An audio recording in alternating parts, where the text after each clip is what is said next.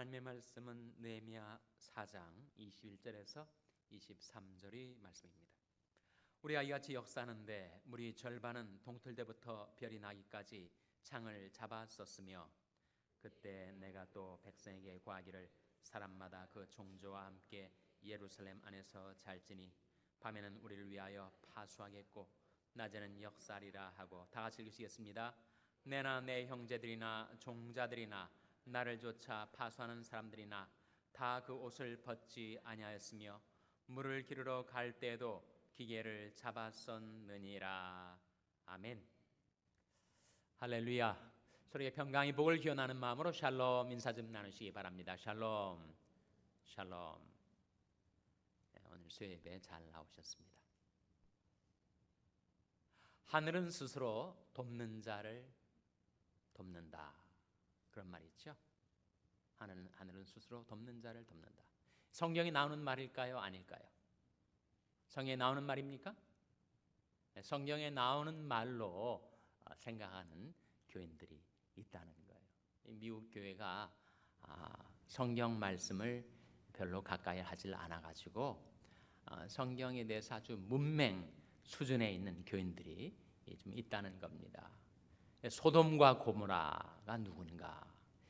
소돔과 고모라 아는 사람들이 많이 있겠지만 또 모르는 사람들은 소돔과 고모라가 무슨 사람 이름인 줄 생각을 한다는 거예요. 항상 짝을 지어서 같이 나오니까 소돔이 남편 이름이고 고모라가 아내 이름, 부부 이름인 줄로 생각하는 사람들이 있다는 겁니다. 하늘은 스스로 돕는 자를 돕는다, 그렇다지만 성경에 나오는 말이 아닙니다. 뜻이 있는 곳에 길이 있다, 성경에 나오는 말일까요? 아닐까요? 그럴듯하지만 역시 성경에 나오는 말은 아닙니다. 물론 의미는 있죠. 사람이 뜻을 세워야, 의지를 세워야 거기에 그 뜻이 실현되는 길이 열린다, 뭐 그런 말이 아니겠습니까? 진인사 대천명, 성경에 나오는 말일까요? 안 나오는 말일까요? 진인사 대천명, 사람이 자기 일을 진력을 다해서 하고 그 다음에 대천명, 하늘의 뜻을, 하늘의 명을 기다린다. 역시 그럴듯하지만 성경에 나오는 말은 아니죠. 우리 그리스도인들의 삶은 자기가 무조건 열심히 해놓고 그 다음에 될지 안 될지 하나님의 뜻을 기다리는 삶은 아니죠. 처음 단계에서부터, 계획 입안 단계에서부터 우리는 먼저 천명을 구합니다. 하나님의 뜻인지 아닌지 그것을 먼저 구하고 하나님이 뜻이다라는 것이 확신되면 그 다음에는 전력질주하는 삶을 사는 것입니다. 일근천하문안, 그런 말이 있습니다. 일근천하문안, 어떤 뜻일까요? 일근, 한 번 사람이 근면하면 천하에 어려운 일이 없다 하는 말입니다. 이와 같은 말들이 성경에 나오는 말들은 아니지만 의미심장한 말들이죠. 정말 다 의미가 있는, 우리 인생에 생각해 보면 도움이 되는 격언들이라고 할 수가 있습니다. 일근천하문안. 하나님께서는 근면한 사람들을 찾아 쓰십니다. D.L. 무디에게 어느 사람이 와가지고 이런 저런 사람을 추천하면서 그 사람은 정말 당신이 일을 시키면 잘할 거라고. 왜 그러냐고 이유를 물었더니 지금 너무 하는 일이 없기 때문에 그 일을 시키기만 하면 다 잘할 거라고. D.L. 무디가 대답하기를 나는 그런 사람은 쓰지 않는다. 뭔가 열심히 일을 하고 있는 사람을 찾아서 일을 맡겨야 그 일을 할 수가 있을 거라고. 예수님이 제자들을 부르셨죠. 근데 제자들이 다 무언가 열심히 일을 하고 있는 사람들이었습니다. 열심히 물고기를 잡든지, 열심히 세금을 받아 챙기든지, 열심히 밭을 갈든지, 무언가 열심히 하는 사람들을 찾아서 그들을 방향전환, 하나님 나라를 위해서 살아갈 수 있도록 그들에게 새로운 비전, 새로운 미션, 새로운 사명, 새로운 삶의 목적을 보여주시고 이제 방향전환해서 그것을 향하여 살아갈 수 있게 해주셨지, 그냥 수수방관하고 될 대로 되라지 그렇게 모든 것들에 대해서 의욕도 없고 그리고 일도 하지 않는 게으른 사람들을 불러서 하나님이 사람들을 쓰시지는 않습니다. 오늘 본 말씀에 나타나는 이 느헤미야와 그와 함께 하던 사람들이 얼마나 근면한 사람들이었는지 우리는 발견하게 됩니다. 21절 말씀 같이 읽겠습니다. 느헤미야 4장 21절 말씀 시작. 우리가 이같이 역사하는데 무리 절반은 동틀 때부터 별이 나기까지 창을 잡았었으며, 새벽 동틀 때부터 밤에 별이 날 때까지 온종일 무엇을 잡았다고요? 창을 잡았습니다. 왜 창을 잡은 거죠? 하나님이 주신 사명을 방해하는 회방꾼들, 대적들을 그들이 물리치기 위해서 창을 잡았습니다.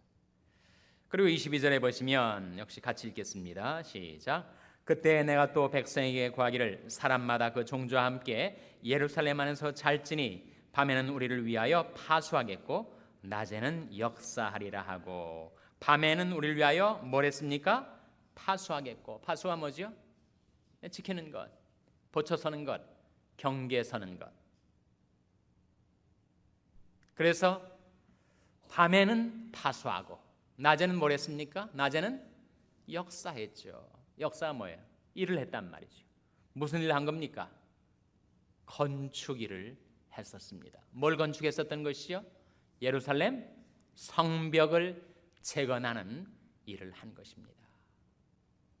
그러니까 밤에는 하나님의 사명을 가로막는 방해꾼들에게서부터 그 성벽을 지키기 위해서 파수하고, 낮에는 또한 진력을 다하여 그들이 건축하는 일에 전념을 하였습니다. 그 두 가지 일이 동시에 이루어진 것입니다. 건축하는 일과 싸우는 일, 두 가지. 그래서 그들이 손에서 기계가 떠나지 않았다, 그런 말씀이 23절에 나오죠. 23절 말씀도 같이 읽겠습니다. 시작.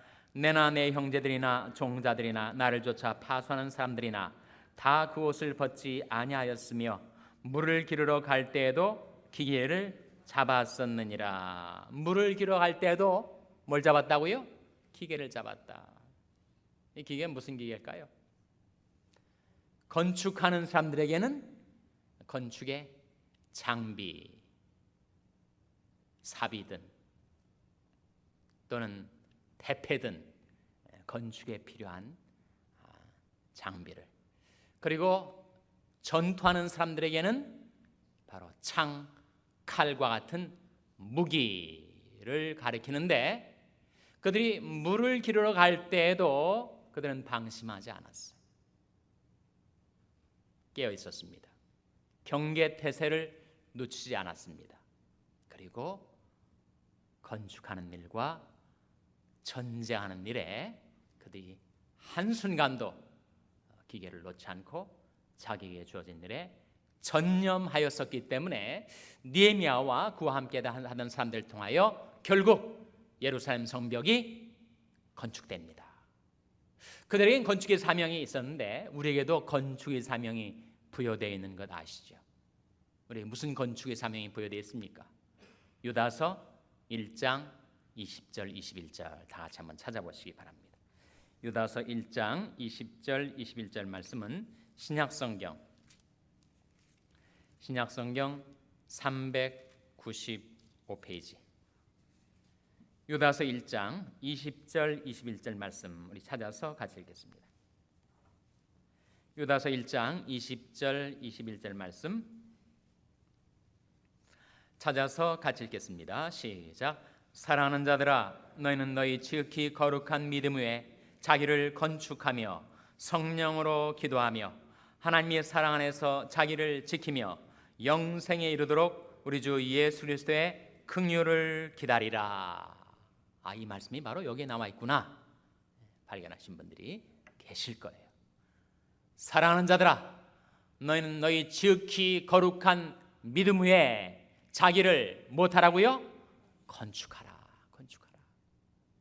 느헤미야에게는 성벽 건축이, 우리에게는 지극히 거룩한 믿음 위에다가 자기를 건축하는 사명이 부여되어 있습니다. 자기를 건축한다. 무엇을 의미할까요? 자기의 믿음을 건축하고, 자기의 인생을 건축하고, 자기의 가정을 건축하고, 자기의 사업을 건축하고, 자기의 교회를 건축하고. 그런데 건축의 사명이 부여되어 있습니다. 사랑하는 자들아, 너희는 너희 지극히 거룩한 믿음 위에 자기를 건축하며 성령으로 기도하며 하나님의 사랑 안에서 자기를 지키며 영생에 이르도록 우리 주 예수 그리스도의 무엇을 기다리라고요? 긍휼을 기다리라. 우리가 이 땅의 삶을 마치게 될 때 과연 내가 나의 영혼을 어디에서 보낼 것인가? 천국에서 주님과 함께 보낼 것인가? 아니면 주님께로부터 떨어져서 영원한 고통과 어둠 속에서 나의 영혼을 보낼 것인가? 그야말로 나의 영원한 운명이 결정되는 그 순간 내가 뭘 의지하겠습니까? 내가 평생 쌓아놓은 재물을 의지하겠어요? 열심히 모아둔 지식을 의지하겠어요? 뭘 의지하겠습니까? 우리가 영원을 직면하게 될 때 우리가 바라고 기다릴 것, 우리 주 예수 그리스도의 긍휼밖에 없는 것이죠. 그래서 느헤미야는 그에게 주어진 사명, 시대적인 사명이죠. 바벨론 포로로 잡혀갔다가 고토로 돌아온 유다 백성들과 함께 성벽을 재건하는 그 건축의 일을 전심전력 그 일에 헌신하고 충성해서 하나님 주신 사명을 완수합니다. 성경은 우리에게 너희도 이같이 살라. 하나님이 우리에게 주신 사명, 지극히 거룩한 믿음 위에다가 자기를 건축하는 그 일에 전심전력하라. 전심전력이라는 말이 성경에 나올까 안 나올까요? 디모데전서 4장 14절 한번 찾아보시기 바랍니다. 디모데전서 4장 14절 말씀. 신약성경 339면입니다. 디모데전서 4장 15절입니다. 15절 말씀. 디모데전서 4장 15절 말씀 찾아서 한번 같이 읽겠습니다. 디모데전서 4장 15절 말씀 같이 읽겠습니다. 시작. 이 모든 일에 전심전력하여 너희 진보를 모든 사람에게 나타나게 하라. 이 모든 일에 못하라고요? 전심전력하라. 온 마음을 다하여 온 힘을 다하여 그 일에 집중하라. 만약에 여러분이 사업을 경영하신다면 그 사업하시는 일에 관심을 집중하셔야 되겠죠. 내 양떼 형편을 부지런히 살피며 내 소떼에 마음을 두라. 당신은 유목사회 가축들을 기르는 일을 했으니까 그렇게 표현을 했을 것입니다. 여러분이 가게를 경영하시든 제조업에 종사하시든 내 양떼의 형편을 부지런히 살피며 내 소떼에 마음을 두라. 부지런히 살피고 마음을 두고 전심전력해야 그 사업이 진보를 나타내 보이게 되고 그리고 성공하게 되지 않겠는가 하는 말씀이죠. 그런데 우리가 하나님이 우리에게 주신 사명, 특히 거룩한 믿음 위에다가 자기를 건축하는 사명을 감당하려면 무엇보다 중요한 것이 한순간도 자기가 살아가는 삶의 목적을 잃지 않는 것입니다. 이제는 됐다. 이제는 내가 나의 목표에 도달했다. 라고 하는 순간 그 인생은 내리막길을 걷게 되는 것이죠. 여러분. 어느 화가가 그랬다는 거 아닙니까? 화가가 자기가 그림을 열심히 그려가지고 대작을 완성하기 위해서 정말 불철주야 주야로 밤낮으로 작업을 해가지고 그림이 활용정점, 그야말로 마지막 딱 붓을 떼는 그 순간 자기가 바라보니까 완벽한 작품이 나오는 거예요. 완벽한 작품. 그때 그 화가는 나는 더 이상 화가의 생명이 끝났다 하고 붓을 던졌다고 합니다. 자기가 완벽에 이르렀다고 하는 그 순간 그는 더 이상 나갈 길이 없는 것이죠. 삶의 향방을 잃어버린 것입니다. 자기가 완전하다고 생각하는 그 순간 우리는 퇴보 일로를 걷게 되는 것입니다. 그래서 잠언 1장 32절에 이런 말씀이 나옵니다. 한번 찾아보시기 바랍니다. 잠언 1장 32절 말씀. 구약성경 911면 잠언 1장 32절 말씀. 구약성경 911면 잠언 1장 32절 말씀 우리 찾아서 같이 읽겠습니다. 잠언 1장 32절 말씀 같이 읽겠습니다. 시작. 어리석은 자의 퇴보는 자기를 죽이며 미련한 자의 안일은 자기를 멸망시키려니와. 이 말씀 속에 어리석은 자의 퇴보는 자기를 죽이고 미련한 자의 안일이 뭘까요? complacency, 자기 만족이죠. 이제는 됐다. 나는 완성에 도달하였다. 나의 일은 완벽하다 라고 하는 그 순간 미련한 자의 안일은 어떻게 된다고요? 자기를 멸망시킨다. 그렇기 때문에 사도 바울이 자기가 간증하면서 이런 말 한 것 기억하시죠? 내가 이미 이루었다함도 아니요 온전히 얻었다함도 아니라 오직 내가 그리스도 예수께 잡힌 바 된 것을 잡으려고 쫓아가노라. 바울이 바울의 삶의 자세, 그는 항상 앞을 바라보고 표대를 향하여 전력 질주하듯이 그렇게 살아갔던 인물임을 발견하게 됩니다. 내가 이미 얻었다함도 아니요 온전히 이루었다함도 아니라.